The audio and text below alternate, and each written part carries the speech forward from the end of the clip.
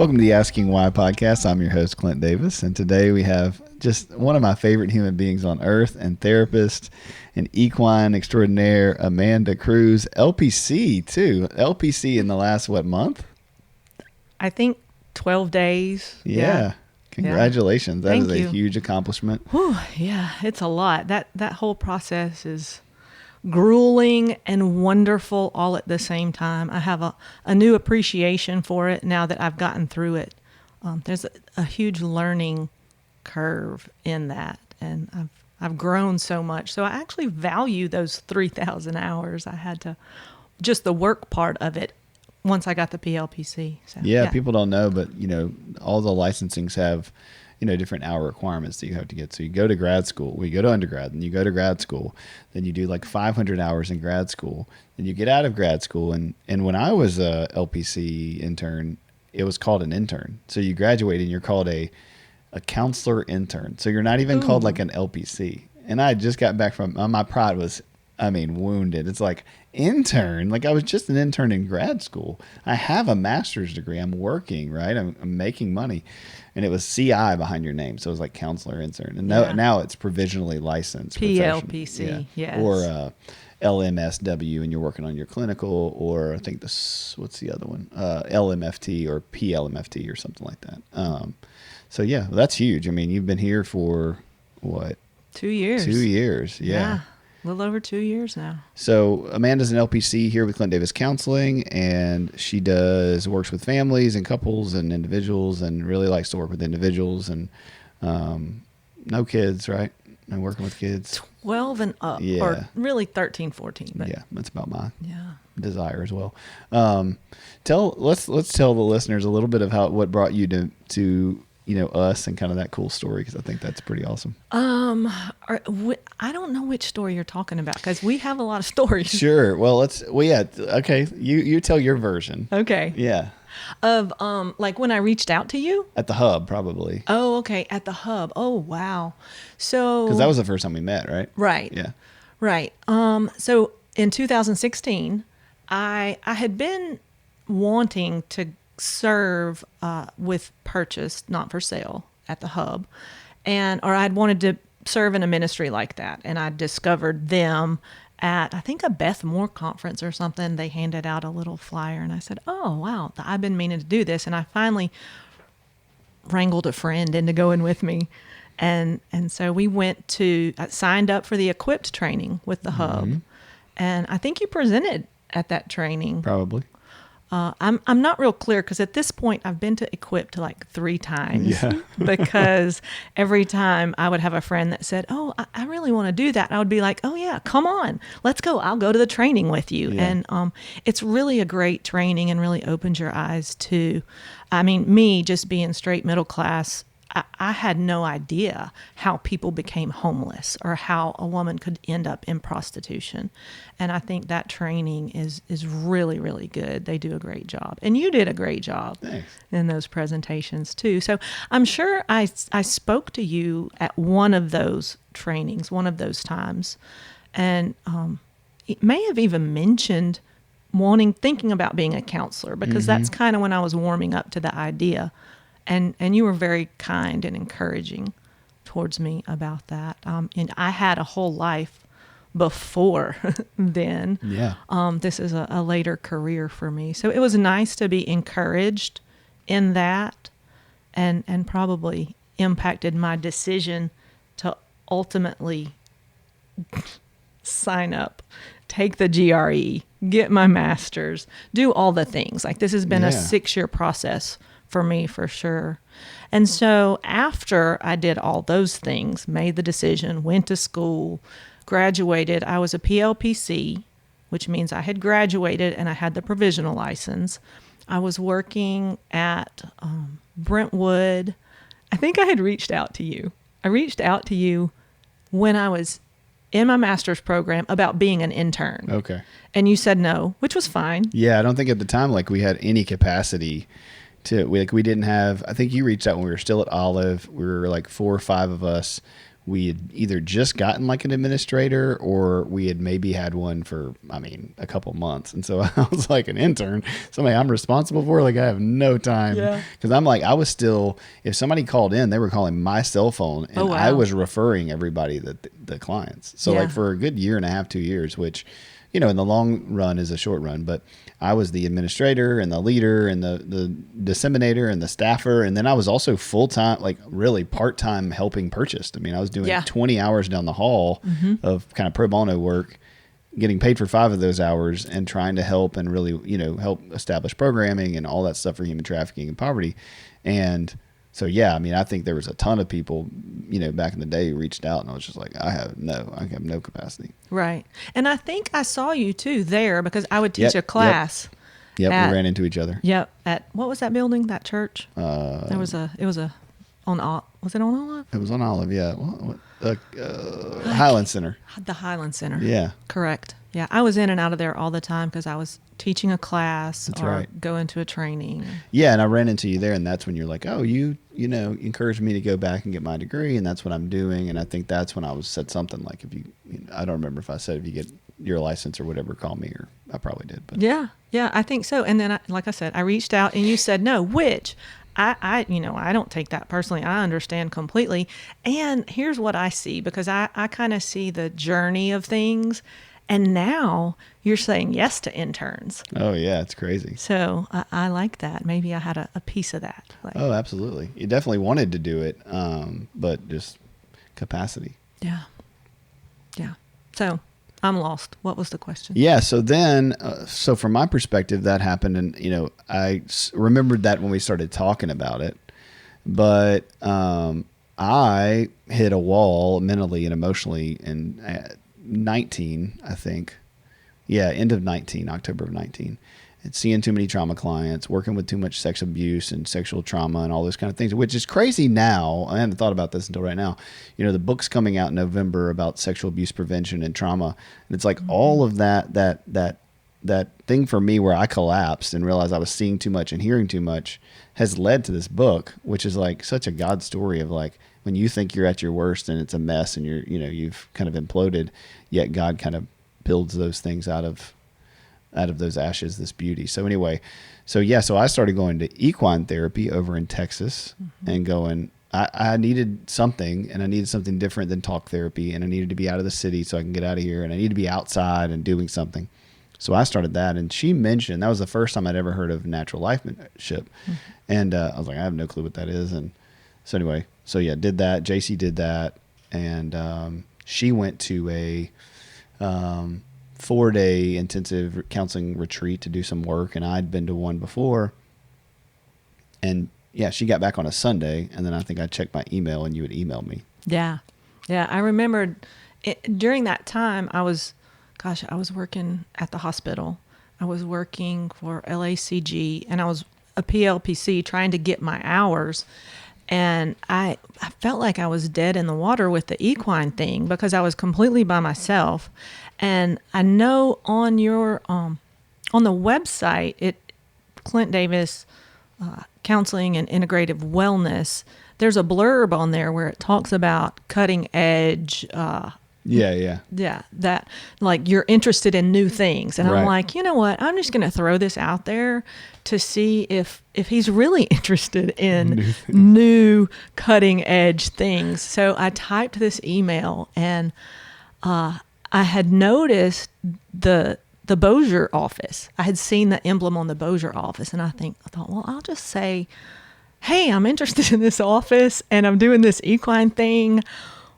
What's up? Yeah. And your email was like, I don't know if you know anything at all or would be interested at all in like equine therapy, that's horses, blah, blah, blah. And so when I was reading it, JC literally had gotten back from it. It had been so revolutionary in my life and in my emotional care for my own self the last 2 years. It was just such a God thing. I immediately called you. And I think... I laughed. When I called you, I don't think you didn't know who I was, so I think you thought I was a client or something. I thought you were a telemarketer. You're like, what? Yeah. Yeah. Which now knowing you, I love that. So I was like, hey, this is Clint Davis with Clint, and you're like, oh my gosh. And so we just had a beautiful conversation, and yeah. And then we got started on the kind of journey of what are we doing and how does natural lifemanship play into this and getting certified. And both of us have been through a lot of that and still got a ways to go. Yeah. I think we're both in our, consultation internship, get the hours thing. Right. It's such I love that it's such a long certification process because we really have to be educated on what we're doing. And it's completely different than anything else I've ever done with a horse. You're a horse person, right? I mean, so they say. Yeah. Yeah. A horse woman. I've been around horses my whole life. I've always loved horses. So it's a different perspective, even for me, what the natural lifemanship model proposes. Yeah. I love the story. Can you tell the story of kind of when you went on just kind of your connection of God and equine therapy and when that all came together when you were on that ride? On the cross country ride? Yes. You don't have to do the long version, but just, Yeah. So, you just want to pull all my crazy out, right? It's fun. Yeah. I had, at age 30, I had like a really, really dark time in my life and a lot of depression. I didn't know what it was. I wasn't diagnosed with depression, but on paper, my life looked fine. Like I was functioning, I was going to work, I had a decent job, I could pay for things, I had horses, I had friends, but I was so just depressed. Isn't that the crazy thing about it? It's like, and that's what people need to realize is depression, especially when you're dealing with clinical depression, a lot of times it's chemistry and not character. There's just an underlying issue. And so people can smile, they can function. Not everybody who struggles with depression is in their room in the dark, not being able to get up, although that is a thing and really difficult for people. Sometimes it's just, we all struggle with a level of depression and anxiety that's difficult, and you look perfectly fine to everybody around you. Yeah. And that was definitely true for me. And I think the thing that stands out in my mind was the isolation and the loneliness. I didn't talk to anybody about it. I didn't feel like I could talk to anybody. And that just promotes that isolation even more. Yep. And so I wound up, I was far from God at the time. I'd pretty much been running from God for about 15 years, doing my own thing, living kind of a hedonistic life. I worked at the casino. I did what I wanted to do, just had fun. But that particular night, it got so bad that I didn't know if I was going to make it through the night. I didn't know if I wanted to. And I prayed that prayer, nothing eloquent about it. It was that, oh God, help me, because that's all I could say. And that's what I needed. And God did step in and help me. He helped me by easing my mind enough to let me go to sleep and wake up the next day knowing that I had to do things different. And so one of the things that I did different was I just started looking around and looking for opportunities to do anything else, anything I could do that wasn't what I had been doing, because what I had been doing was not working. And I found this trail ride. It was called Riding for the Children. It was a trip for the Association of Gospel Rescue Missions. We were raising money and canned goods. It started in Alabama. It's not that funny. Everybody does this stuff. No, it's right? awesome. I mean, I just knowing you and loving you, it's just so funny how God just gets in there and does crazy stuff, man. Yeah. So I took a leave of absence from my job. And fortunately, I've always been a saver, so I could do that. And I had a roommate who could support, take care of the home and the animals and everything. So yeah, I took off by myself in my little 2-horse trailer to meet up with these complete strangers in Alabama. And I traveled by horseback across Alabama, Mississippi, little corner of Tennessee where Memphis is, and almost all the way across Arkansas. And how many miles was that? Like 422 miles. Jeez. In 30 days. Yeah, it was wild. And on that trip, I remembered one of my problems with God was always the problem of evil. Like, how can evil exist? And that goes back to college. Like, we talked about that in philosophy class when I was in undergraduate school back at Mississippi State. And that always stuck with me. Like, why does evil exist if God is all knowing and all good and all powerful? And for me, always been a thinker, always tried to resolve things through thought and cognitive things, problem solving. I never really bothered with my emotions or my body sensations at all, which is why horses wound up being key for me to heal. But that thinking part of my brain would not let go of that. And we made it to Tupelo, Mississippi on the trail ride, and we were at the First Evangelical Church in Tupelo. This was April of 2001. And that church was just amazing. Like, they were having dinner on the grounds. They had a big party that day. Everybody came out. And I remember just feeling so loved and so welcome by these church members that we didn't even know, and never met those people before that day. And some of them took me into their home and fed me spaghetti and let me wash my clothes and take a bath in their bathtub. Now, y'all, I had been riding on the side of the road for days. Like, we took showers wherever we could. I didn't have a living quarters trailer. It was like camping.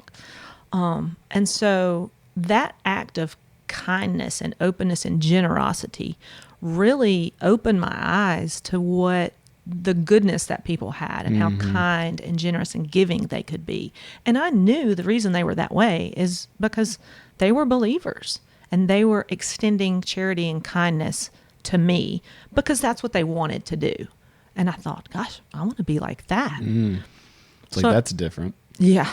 Yeah. Out of nowhere, it just, okay, here we go. Because in 2000, when I prayed that prayer, God helped me, but I still didn't have the tools. I still didn't know how to be a Christian. And I still had so much guilt and shame from the life I had been living, which was far from God. I was definitely baby steps in. God was, I call that a process of just drawing me back to him or drawing me to him. And that we stayed there a couple of days. It was Sunday and then Monday. And after I was met with that generosity and kindness and felt God's love through that, I wound up praying that night. Like, God, I feel you. I get this. But what about evil? I couldn't let it go. It was stuck. And I mean, I feel like that's one of the times when I really felt an answer. Like, I heard an answer from God. And it was he was talking in my language. He said, Amanda, if everybody just did what I intended, there wouldn't be evil. And I thought, whoa. Yeah, not a God problem, right? Yeah. It's got, we were talking about this weekend. Like, it's the covenantal issue. It's the old covenant, right? So you have the Bible and it's Old Testament, New Testament. And the word testament, actually, when you break it down, it means covenant. So it's old covenant and new covenant. And so as Christians, we're supposed to read the old covenant through the lens of the new covenant. And we get so mixed up because we read it as the old covenant is the thing that's still here, and it is to some degree, but not through that lens. So anyway, in the old covenant, the problem with the covenant was not God's command or his faith. It was the people can't keep the covenant. Yeah. And that's why we're, as Christians, we're no longer Jewish, is because we have a new covenant with Christ, and he did it for us. But yeah, it's interesting that the problem with evil, with free will, is not a God problem, but it's so easy to blame him for the whole thing and go, why is this happening? And he's like, well, yeah, I didn't plan it that way. I had a garden and, shalom and peace and harmony, and you had all that you needed within me and your relationship, but that dang free will. Yep. And that dang Satan who slithered in there and lied to us in our ear. Yep. Yeah. That unlocked it for me, though. Like, it made a lot of things started to make sense. I've always had to try to figure things out, like I said, because I grew up in a home where we didn't talk about emotions. Nobody, not like I'm talking about generations. we didn't talk, which I think that's kind of true for my I'm Gen X. So, we were, if you look at social media, we were raised by wolves. Right. Had to drink out of the hose in the yard. Yeah. I walked to school at 8 years old. I mean, everybody did. It wasn't a big deal. Which turned out great in all ways, right? Until it didn't. Yeah. I mean, that's the funny part, right? It's like rose-colored glasses. It's like there were so many things that were better, but then there were a lot of consequences because those things too. Right. So you have this moment where God, says, hey, here's kind of the evil problem, and you're like, click, and there's this Holy Spirit moment, and then what? Yeah, so then I'm still who I am, and I continued to muddle through working on my walk, but the thing that I still continued from that first time was I had to do something different. I had to make changes. And so I learned a lot on that ride because I was completely outside of my environment. I got to see that there were other people who did other things, and there were other things to do. I didn't have to work at the casino. I didn't have to stay stuck. I could move forward. I could do other things. It was very liberating just to get outside my comfort zone and do something kind of crazy. And I would recommend that to anyone who's feeling stuck. I'm not saying, be mindful of what you choose to do and know your limitations. But it's okay to challenge yourself and do something that everybody else might be looking saying, yeah, I don't know about that. Because a lot of people thought I was crazy going on that trail ride, but it's probably one of the best things that ever happened to me. And it let me slow everything down in life. When you're riding along the side of the road and you're traveling at 4 miles per hour for 20 to 30 miles a day, you have a lot of time to think, a lot of time to reflect. And man, it was super useful for me. So I came out of that, I came back, got back into my life, and just continued to make changes and think about things differently. And that led you up till purchased and... Yeah. I met my husband in 2004. We got married in 2005. I bought my property in 2003 and lived on my own and had horses. Let's see. After that, I'm trying to think. Oh, I went to school and I became a nail tech then. That was like my starter counseling job. Yeah. I was a nail technician and had my own business. And during that time, I had two clients. I had a bunch of clients. But one of my clients was a psychiatrist, and one of my clients was a counselor.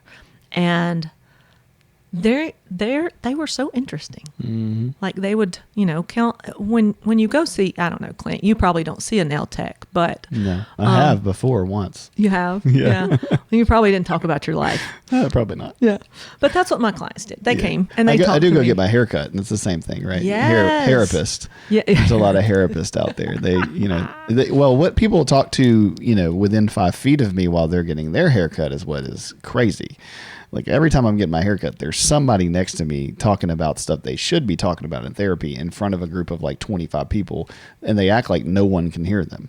So yeah, it's probably the same thing with nail tech. Absolutely. And because people want connection and they want vulnerability, and they're stuck in this moment, and people are super bad with awkward silence. Yeah. And so most people just start blabbing, and they get this same person every 2 weeks or every 4 weeks or every whatever. And so it becomes a really, crazy space. Yeah, it was. And like I said, I was a nail tech for 14 years, and I would say half of my clients I saw for the whole 14 years. I saw them every week or every 2 weeks. So we really got to know each other. Yeah. And I was always so interested in what they were doing in their work. They had really interesting stories. And one time around that same time when I was I know it was the Holy Spirit moving me towards this, I just asked, I'm like, okay, so tell me what I need to do if I want to do what you do, if I want to be a counselor.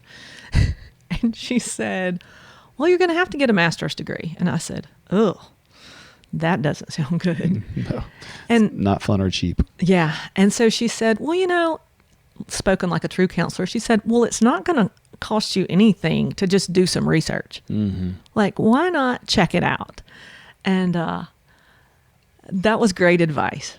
So I went home that afternoon. I got my laptop out and I started doing research. Oh my gosh, it's going to cost what? It's going to take how long? How many hours? I'm going to have to take the GRE. And I remember this very specific moment where I was overwhelmed by all that stuff. And I said, nope, not going to do that. And I closed my laptop and I put it away. And so I thought I was done, which is really weird because I usually struggle with decisions. But that decision, it was pretty clear, absolutely not going to do that. Yeah. And God laughed. Yep. Yeah. So it was that night I was watching TV. Something came on the TV about being a counselor. That's so funny. And then the next day I saw a commercial or something about being a counselor, or somebody at work was talking. Like it was like three different things. One was on TV, one was like a commercial, one was a personal conversation that I had with somebody. And I thought, gosh, that's just weird. This is coming up. And then Sunday was the clincher. When I went to church, I was serving on the media team, which meant I entered the sermon notes. And I was just a substitute. I didn't do that all the time. I only did it like 3 Sundays out of the year. But go figure, it's this Sunday that I'm doing it. And I entered the sermon notes, and the title of the sermon was The Right Word at the Right Time. And it was all about counseling. So I got a double dose. As I entered the sermon notes, I got it. And then again, when he was preaching directly to me, I finally just said, you know what? Okay, I guess I'm doing it. And I told my husband, looks like I'm going to be getting my master's degree. And that was 2016 or 2017. And literally you just got your LPC in the last little bit. Yep. It's so awesome. I know, the whole journey. And that's a great story, Amanda. I mean, and you tell it so beautifully too. So I can tell you've done some radio back in the day. Oh yeah, way back when. No, for real, you're great. I mean, I know you're a great storyteller in general, but that was, and I've heard that before. But it's such a beautiful, such a good story of God and faithfulness and obedience, and just anybody listening who hears that story, you have that story. I don't know what it is, but you might be in the middle of it. You might be in the beginning of it. You might be right at the end of it. You might have seen it in the past, but man, everybody's story is so valuable. Yeah. And God is wanting everybody to move and to see him and to see him move and to do miracles in ways that you don't think that is possible. Mm-hmm. Let's bring us back to just kind of equine. So you and I have been working together with that. We have had, 10, 20, 30 clients now and seen some people. Can you tell people the difference kind of in equine assisted psychotherapy and maybe what the traditional, equine therapy or equine work is? Yeah. Like, why would someone come to us to work with a horse versus, go see somebody at a farm or get some riding lessons? Yeah.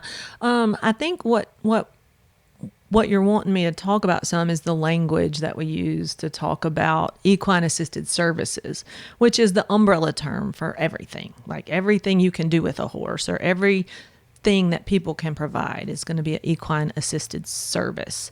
And under that umbrella is equine assisted learning, equine assisted psychotherapy, equine assisted therapy, therapeutic riding, riding lessons, horsemanship, eventing, all the things. Mm-hmm. So where should we start?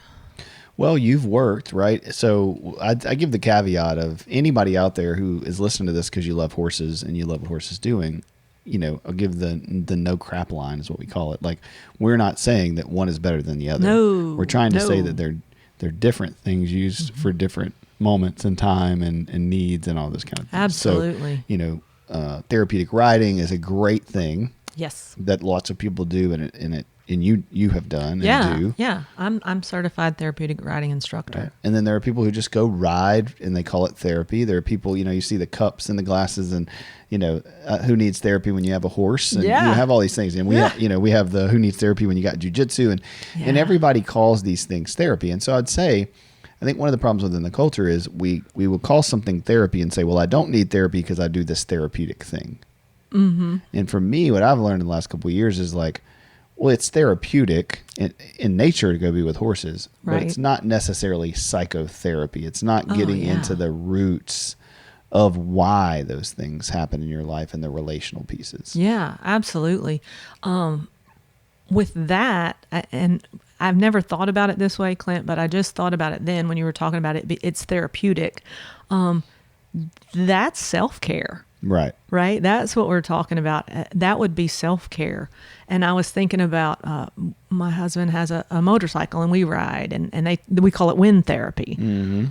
But it's not therapy. Right. It is self-care and it's therapeutic. So, yeah, I think the difference, if we talk about equine assisted therapy or equine assisted psychotherapy, there is a therapist, right? Like I'm qualified to do that because I'm a licensed professional counselor and I have training to partner with horses and do that.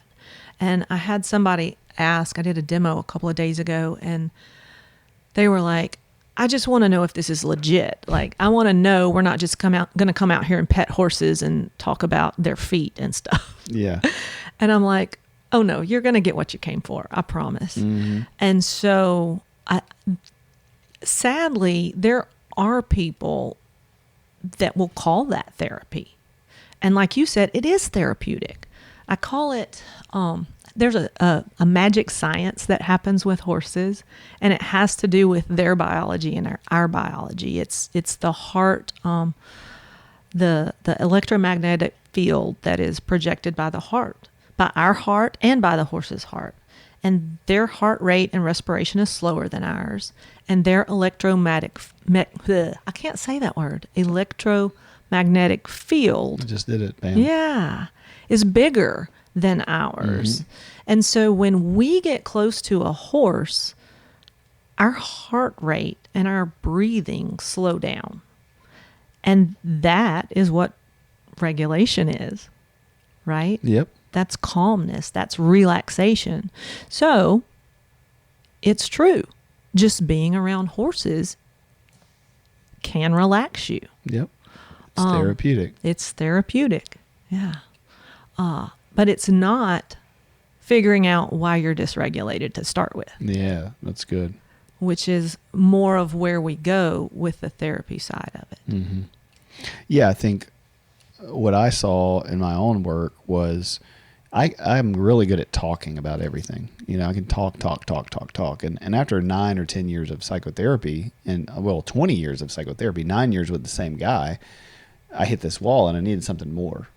And I needed to experience these feelings and these emotions in my body and have someone else kind of catch me in some things that I can intellectualize, but I couldn't really say, or I really didn't know where they were connected to. And I think where equine therapy really helps is you have this other partner in the process, the horse, who's in a relationship with you.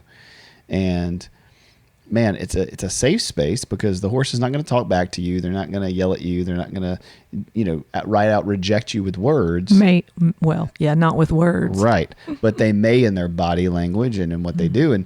And so for me, it was so interesting because there was a layer of, I thought I was getting this like horse that's a tool that's going to do this whole, I'm just going to pet it and it's going to feel good and, all those kind of things. But reality is it made me realize how bad I was at some things with humans, that I didn't know how to ask for what I needed. And I was embarrassed to ask for what I needed, and that I didn't really think anybody wanted to hang out with me. And it was all just, just all these things.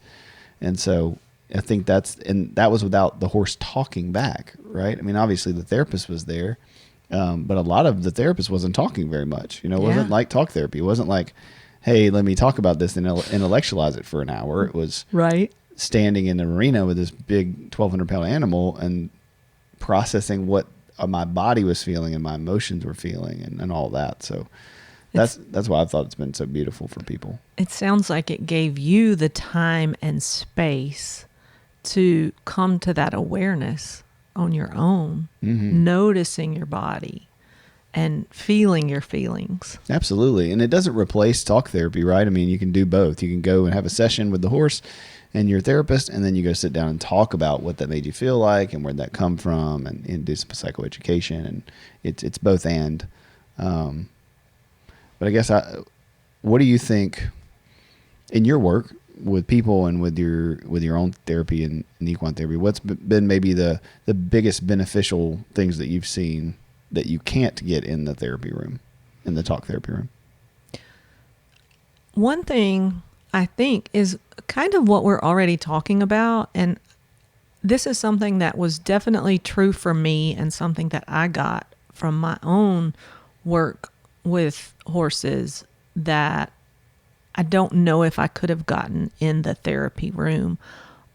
I lived most of my life cut off from my emotions and my body. I was checked out. I am a victim of sexual assault from early on. And so it's common for victims of trauma like that to be, or survivors of trauma. That's actually the word I prefer, is a survivor. Mm-hmm. But being cut off from my body and not knowing what my body was telling me, and being cut off, not, like I said, my family, we didn't talk about emotions. Just wasn't on our radar. It's not something we did. Now, we had emotions, but we didn't acknowledge them or talk about them. And when you go through life stuck in the thinking part of your brain all the time, you miss out on so much information. Like, I didn't know what was happening for me half the time because I was just trying to solve the problem in my head, whatever the problem was. It may have been an emotional problem, but I was trying to figure out Intellectually. Yeah. Yeah. The solution. And so having to redefine the way I approached horses and to ask them what was going on, I had to learn how to get in my body and pay attention to those things. So equine work has helped me connect with myself in ways that I never have before.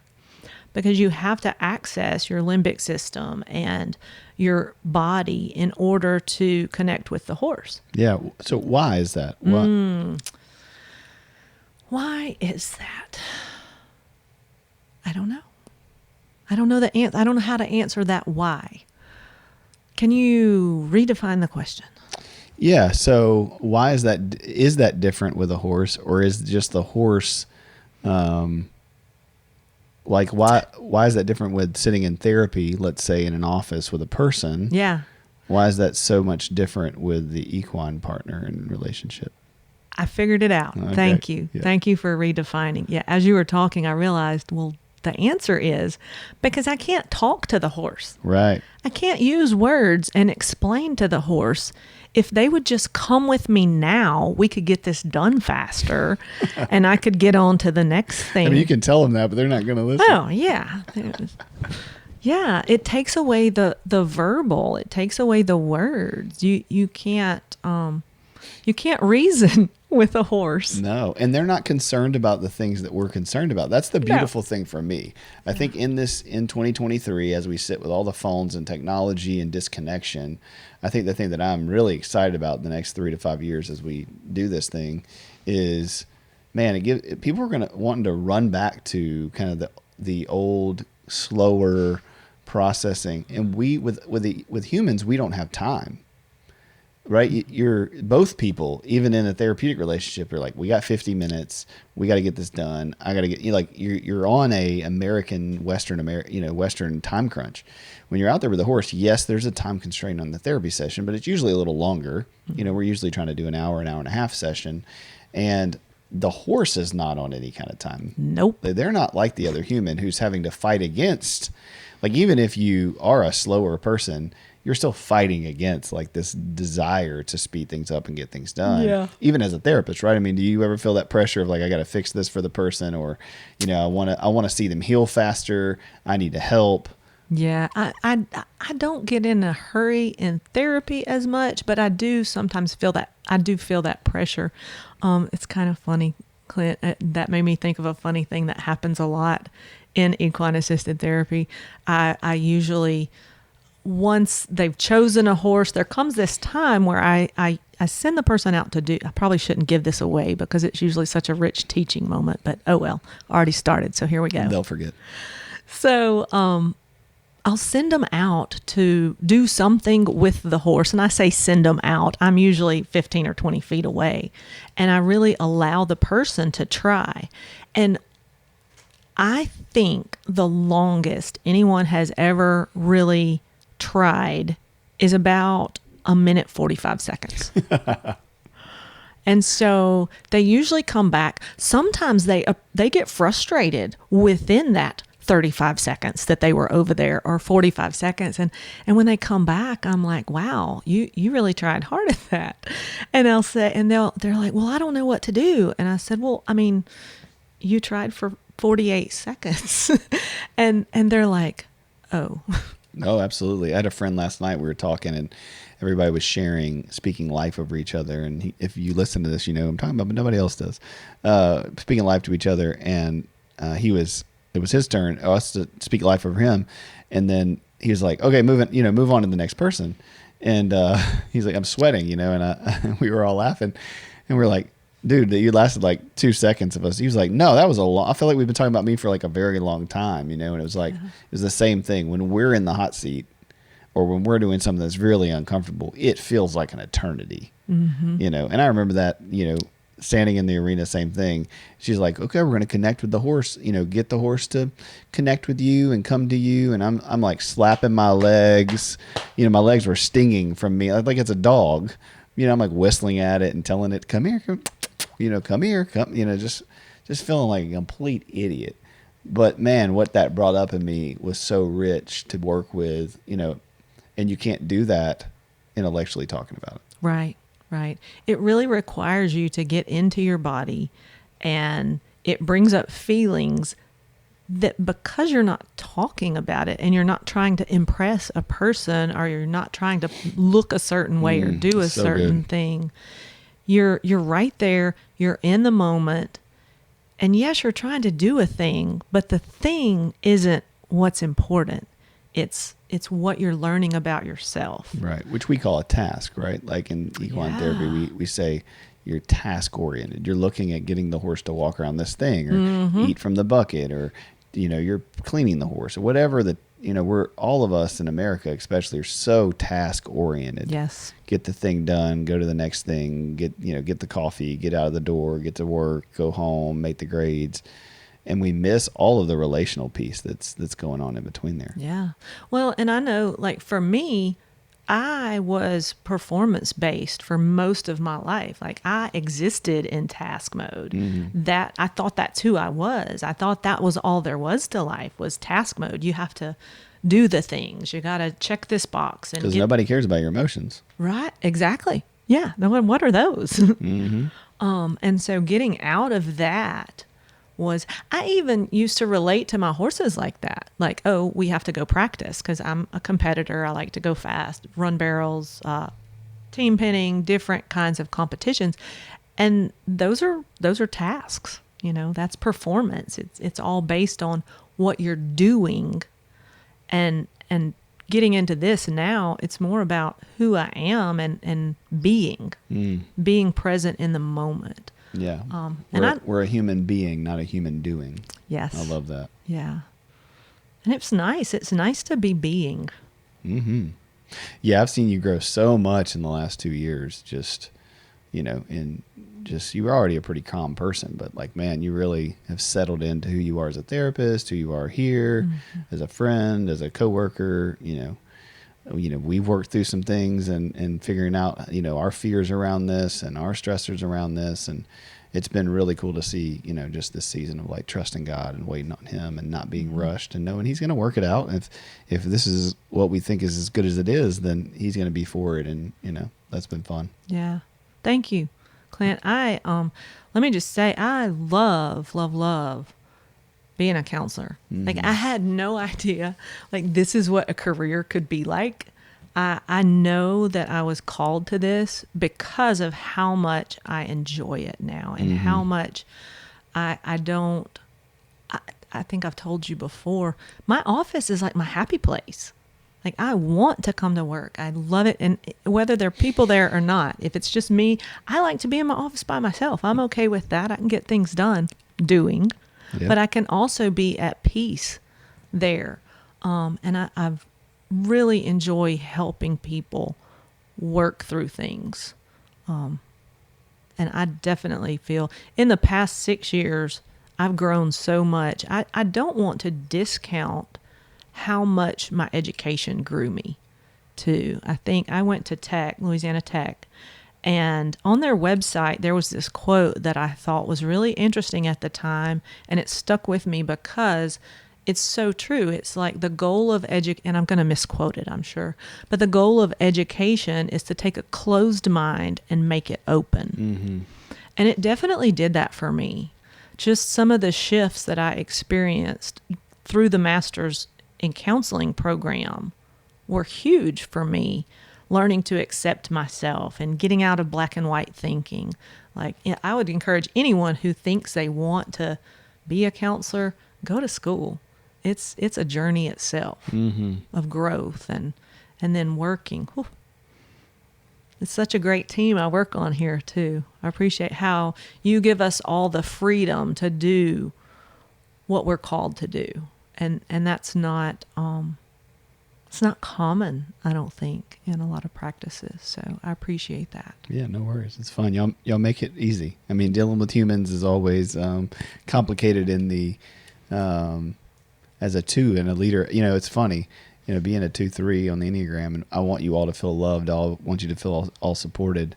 You know, and so it's grown me in ways of maturing me in areas that, you know, I needed to be stronger in, or I needed to have, you know, better boundaries in, or, you know, whatever.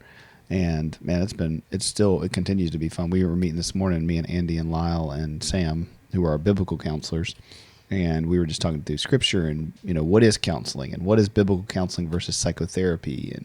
And it's just, you know, it's the relational pieces. You know, if we look at scripture and we look at what God wants for us, he wants for us to have a relationship with him. And then he wants for us to have a relationship with each other. And there's these 2 parts of confession. It says, confess your sins to the Lord and he will cleanse you of all unrighteousness. And then there's another verse that says, confess your sins to one another and you will be healed. Wow. And so it's interesting that he doesn't say, confess yourself to me and you're going to be healed, although you can be. Mm-hmm. He's saying the healing really comes in the relationship. Yeah. And why? Because you were given the Holy Spirit, and so you were not having to plead to a God who is distant and beg for forgiveness from a God who's distant. God lives in us. Mm-hmm. And so as Christians, he's with us when we're together having this podcast, when we're together talking, when we're drinking coffee, when we're having fun, when we're riding horses, whatever. God is present in our body, in our moment. And I think that's the beauty of equine therapy is it's a lot more about your body and being in the moment and being in the present. And God can show up in ways that I think are beautiful. And I think we do that for each other here as a staff. We know that, right? We're all going from the same purpose. We're trying to do that for our clients all day. We know what each other are doing. I wish a lot of churches had that same relationship. You know, I've heard that from a lot of you guys, and especially the pastoral counselors. It's like, man, I was on a church staff and we just didn't have these relationships. We weren't living them out. And it's because of the structure. Mm-hmm. There aren't those expectations. There's the business model sometimes. And again, that's not all churches. There's lots of amazing churches. But I think as a Christian community, whether that's in a church or in a business or in a family, the principles are still the same. Yeah. Sometimes the structure of how it lays out. And you know this, we talked about it, but you know, it is a business ultimately what we do. Mm-hmm. But man, I just really try to keep that this is a ministry first, that you have to have your relationship with God and with Christ and be walking in the Holy Spirit. And then the rest of the details are going to work itself out, and personality differences and times and hard conversations. I mean, if we're all coming from the point of we're wanting people to change heart, mind, and soul and body, then the little things aren't that big of a deal. Mm-hmm. And again, the therapists that are here, they have that mentality, and they work really hard to do that every day. And y'all do a great job with your clients. I mean, you know, starting this practice, man, thinking about referring people to you guys, like that's the scariest thing on earth. I don't know how you do that. You know, it's like, oh man, yeah, go see this person who I just hired. And so, you know, it's like they'll call to see me and I'm like, I guess go, you know, in the beginning. And now it's like, man, I will, you know, like I would send my wife or kids to you. And that's that's an amazing That's a great compliment. No, Thanks. yeah, you're welcome. Yeah. I mean, and I feel like that with everybody who's on staff, that I don't want to have anybody here who I wouldn't send my best friend to. Yeah. You know, and for you particularly, you got a special place in my heart with all this stuff and just the growth we've had through this process of Equine and this richness of our own testimonies and stories. And ultimately, it's a story of God and how good and sweet he is. Absolutely. There's a new Corey Asbury song called Kind. I haven't heard it. Oh, it's so good. Chip maybe can add it in, but I can't. I just started listening to it like literally yesterday. Yeah. But he said something like, you know, I've shouted and cursed your name.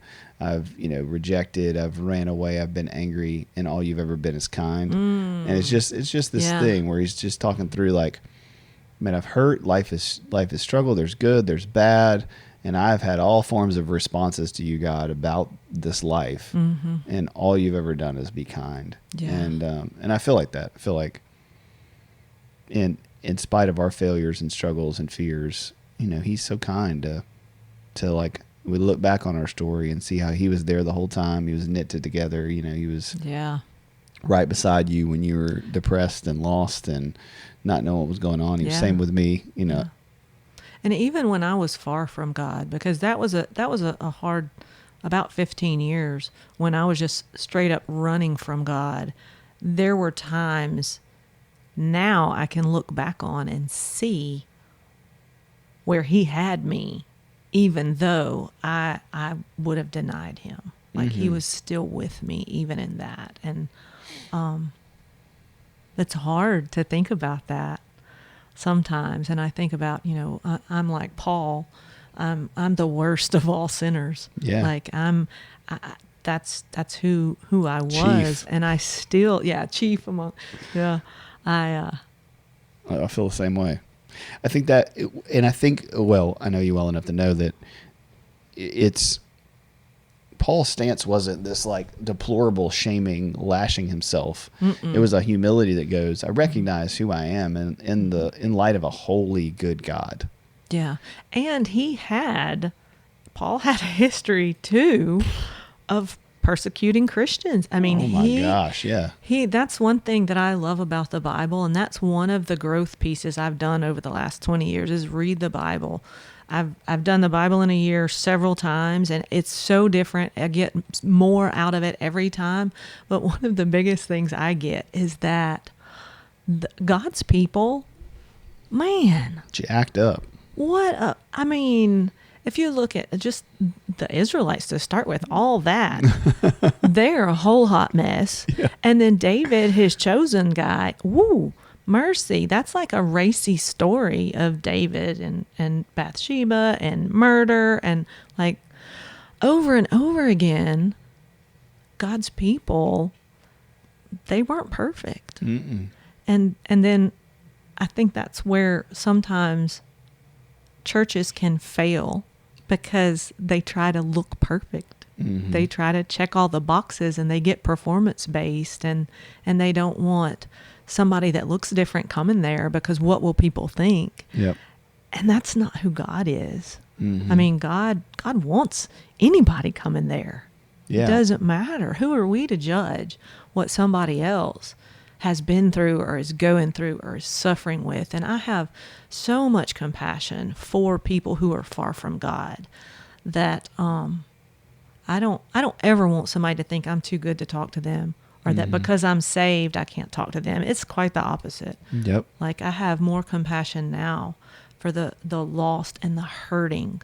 People that are hurting, that's who I feel the most compassion for. Yeah. And if you did something and you feel bad, let's talk about that. Absolutely. And join the club. Yeah. You know. Right? Been there. Still there. Still do it. Yep. Any closing thoughts or comments you want to say to the listeners about anything? I don't know. I feel like we should wrap up with something really equine, but I don't know what. Trying to think of a good equine story. Yeah. You know, I think one thing that has stood out for me on this journey, specifically with natural lifemanship, is that it's a modality for helping people heal from trauma. It is trauma focused, trauma informed. And so the model itself is very different than what horse people believe is horsemanship. Or it's not horse training. It's not riding. The horse is not a tool.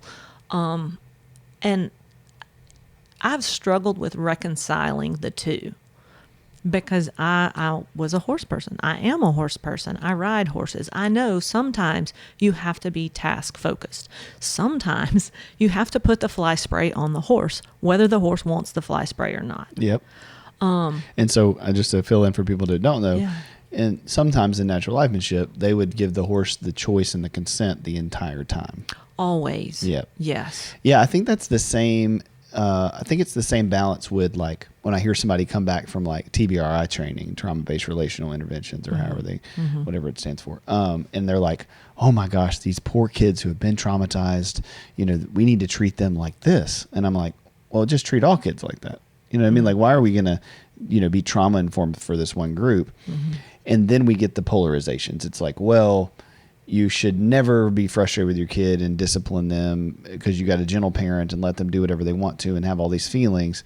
And it's like, no, sometimes the kid has to eat whatever it is in front of them. And sometimes they have to get in the car seat and sometimes they need to put their shoes on. If they don't, and their space, certainly be therapeutic and take your time and build that relationship. But sometimes the relationship is you need to understand what I need you to do and we need to do it. And I think that's such a hard balance. It is, especially when you step into the realm of riding a horse. If I'm riding, I feel like I need some agency over where my horse goes and what my horse does. They don't get to make all the choices in that. But I can also go in the pasture now and ask my horse, hey, can I get on? And get them to walk. I mean, I say get them to. They will come with me to a mounting block and they'll stand there and let me get on them with nothing. And we can walk around the pasture. We can trot around the pasture. We can just do things and I can let them go where they want to go. And we are connected in that. We're not, I'm not the leader. I don't have to be the leader. With traditional horsemanship, there's this mentality that we always have to be the leader and you have to be assertive and the alpha. Yeah. And that, that served me well when I was a teenager and I needed some agency over what was happening in my life. That was therapeutic for me at the time. Now, with natural livemanship, it's a different take. It's a relationship of equality, basically. And it's used for healing because if we take someone who has been traumatized or been a victim and we put them in the position of an aggressor, then all we've done is move them from victim to perpetrator. And that's not necessarily healing. And I get that that's one of the reasons is principle based. It's based on the relationship. And you're talking about building a relationship. And one of the reasons you can't do it fast is because have you ever built a relationship fast? Right. It takes time. And it takes time for us, like for me starting out, just building a relationship with myself took time. And I had to do that because, like I said, I couldn't talk to the horse and them know what I was saying. I had to find it internally. I had to think and feel internally, hey, I want to be with you. I want you to come over here. Come with me. Let me put a little pressure on you and see if you will respond by coming with me. Rather than with regular horsemanship, pressure is to make a reaction, not a response. And it's so nuanced and so different. And I love helping people explore that. It almost makes it harder, though, for horse people to really understand the model. Yeah, it's almost like people who've been in the church for a very long time. Ooh.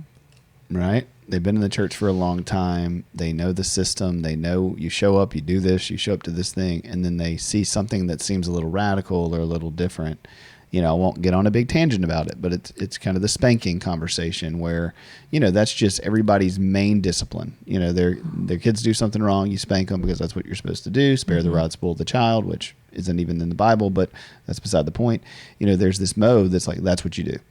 And then somebody comes in and goes, well, actually, God's shown us through science that your kid needs to regulate, and so maybe you should sit with them and listen to them. And well, no, kids need to be obedient, right? They need to listen. They're being defiant. They need to listen, and they're not. So we're going to give them a consequence. And again, I'm not taking a stance. I'm just saying there's a nuanced conversation there that this person has been entrenched in this philosophy and this belief system and this way of parenting children for so long that it's almost like they're begging to get to spank their kid. They're still, they're like, what you're saying is I'll lose all control and all authority if I'm nice to them and kind to them in these moments.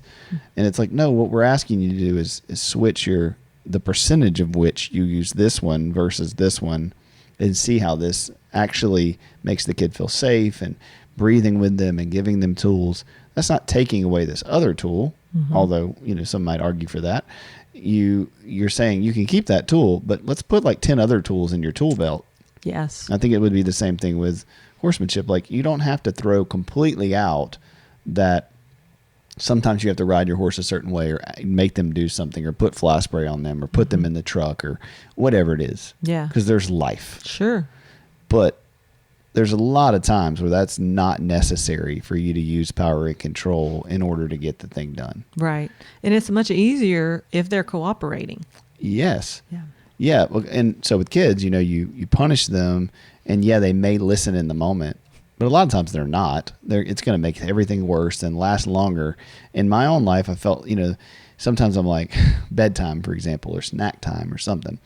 I'm like, I'm going to hold to this rule that I said, or I'm going to hold to this thing, and I'm not going to let them get away with it. And I'm not. And then it's 45 minutes of me trying to hold them to it and going back and forth and giving them the consequence. And there's tears. And you know what ends up happening? I have to sit with them and emote with them and calm them down and love on them. If I'd have just done that the first 5 minutes, it would have been over with.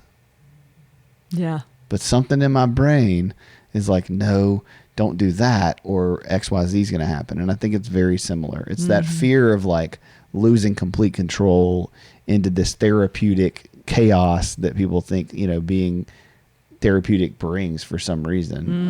And again, there's a lot of ways in which that's handled poorly. But yeah, I think it's interesting that I think the problem's still the same problem with horses and with people. Oh yeah. And I think it brings up the idea that with horsemanship, the objective is for me to be in control and for me to manage what the horse does. When I take that away, what if I can trust the horse to control and manage themselves? Mm-hmm. And I control and manage myself. And then we both get to make a choice about whether or not we do this thing together. Yeah. And let me tell you, it is so amazing to be chosen by a horse and have a horse come with you because they want to. And go. And you know it. Yes, you feel it, and you stand. That horse will go. Can I tell a Willie story? Please do we have time for a Yeah, Willie you're good. story? Me and Willie's my youngest horse. He's 9, so he's not even young anymore. But I've done a lot of this work with him, and because he's my emotional child. None of my other horses are emotional, but Willie is super emotional. And so I've also spent more time asking Willie about his feelings than any of my other horses because I've been doing this work. And there was a time when I'm going through the certification process where I'm going out and I'm working with him every day. And it's getting old because he and I are both getting bored with these little baby steps that we're taking. And so one day I was like feeling defeated, and I'm like, oh my gosh, I got to go out here and work with Willie. I'm working on getting this video done. So I meander all the way back to the back where Willie is, and he's back there with the other horses. And I go up to him and I put a little pressure on, asking him to connect with me. And he takes off, like not at a run, but at a trot away from me. And for a second I was like, ugh. I'm so tired of doing this. And then I watched him go into the round pen. Guess what? That's where we were going the whole time. Like, I came out there to get him to go to the round pen. And we had done that pretty much every day that week. And I took it as rejection when he left me, but he actually left me to go do the thing because he wanted to. And yeah, my heart got really big on that one. And I was like, oh my gosh, I'm doing this thing. I know how. Like, he is connected with me. Yeah. That's such a great story because that's so much of our marriages and our parenting and all those kind of things is we have these, when we're not in our bodies and we're dysregulated, right? Yeah. All of a sudden somebody reacts, they walk away, they put the dishes up, they slam something down, they slam the drawer, they, cry, whatever. And it's about us instead of, what, they have their own stuff going on that has nothing to do with maybe what we reacted. And if we're connected and can have a conversation, then maybe we can find that out. Maybe we can be curious. Yeah. Maybe we can explore with the other person what's going on with them. And okay, I see this behavior. And instead of responding and reacting to it, I can go, hey, tell me about that. Like, are you upset? Like, what's going on with you? What am I missing? Yeah. What am I missing in your behaviors and your actions? And then they go, oh no, I'm not mad at all. I'm tired or I'm whatever. I mean, JC and I talked about this like yesterday. I'm like, hey, what's up? Like, what's going on with you? What's going on? It's not like a what's going on. It's a sincerely like, what's going on? She's like, why? And I'm like, well, it seems like you're frustrated, and she's like, oh no, I'm just exhausted. I'm tired. I'm not feeling great. My throat hurts. I'm like, oh, okay. So now I'm going to ignore anything that looks like frustration with me and stop being sensitive and just do our day and, move on. Mm-hmm. And that takes practice and time. And I don't always do it that way for sure.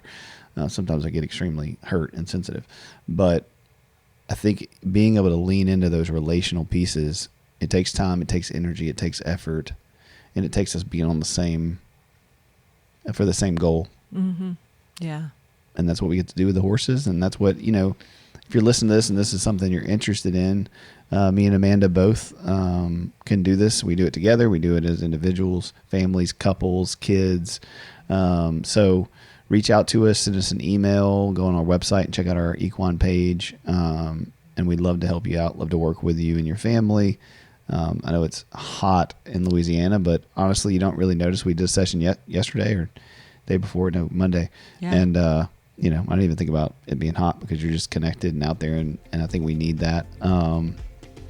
So yeah, Amanda, thank you for coming on. Thank you for sharing your story and Thanks your for life with us. Me. Absolutely. Love you and appreciate you. Yeah. Happy. Absolutely. Thank you guys. Have a good week and God bless you.